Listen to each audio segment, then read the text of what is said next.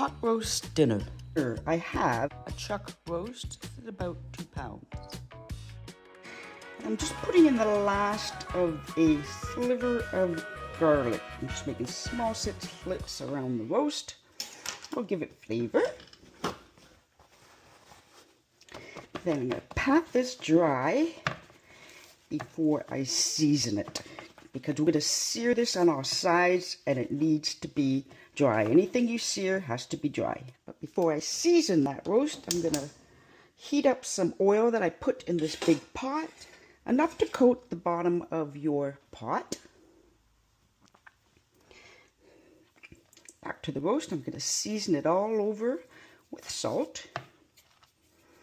Make sure every side is coated. And I'm going to season this pot roast all over with some Montreal steak spice.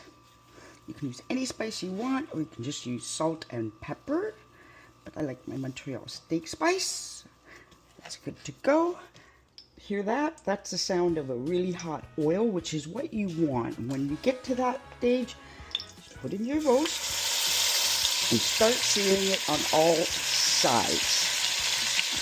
About 3 minutes per side.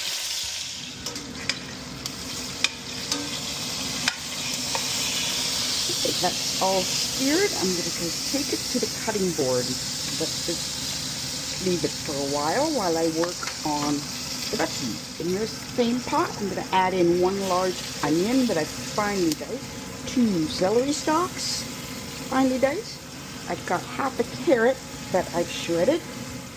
And I've got 3 garlic cloves that I've cut into chunks like this size. Throw that in there, add a little bit of salt, and give this a stir, and cook that for about 4 minutes. On lower heat than the searing, about medium heat. And I forgot, I shredded about half a potato. That'll thicken the braising liquid. Then add about half a cup of red wine. And use a spatula and scrape the bottom of that pan to get all the good bits from the searing of the roast. I'm going to add, I've got 2 Roma tomatoes that I've finely chopped. I've got 2½ carrots that I've cut in chunks about this big. So this is going to be simmering for a while. You don't want the carrots to get mushy. The other half of that half carrot I used to grate. And I have 3½ potatoes that, again, I've cut into big chunks. I'm going to add 3 cups of bouillon cube. If you don't have cube bouillon, just use beef broth, but don't put the beef broth in yet. Then you're going to add that roast that you've seared on top of the vegetable, and then add enough liquid in the pot to go about halfway up the sides of the roast. I'm using water because I had a bouillon cube, but if you're using beef broth, add the beef broth. You want to get it about halfway up the roast. You do not want to submerge the roast in the liquid. Add a bay leaf, put in about 2 tablespoons of Worcestershire sauce. Bring this to a boil, then reduce your stovetop to its lowest setting. Put a tight-fitting lid on it and just leave it for 2½ hours at a gentle simmer. Once it's done, turn your stove off, take out the roast, and place it on a cutting board and let it rest for a bit.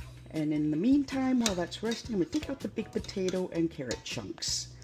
Now this braising liquid is still quite liquidy. What you can do is boil some pasta shells or something, and that will thicken it up, or take an immersion blender, or if you have a blender, put this in the blender and just create a thick gravy from the onions and the garlic and the celery that were in there and the shredded potatoes, and take out that bay leaf before you do this. So I'm just going to go ahead and do that. So I've immersed this, and I still find a little bit liquid, and if you do too, just add a few of those cooked potatoes to thicken it up and immerse it again.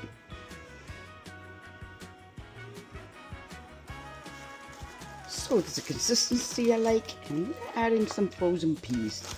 So you can add frozen corn as well.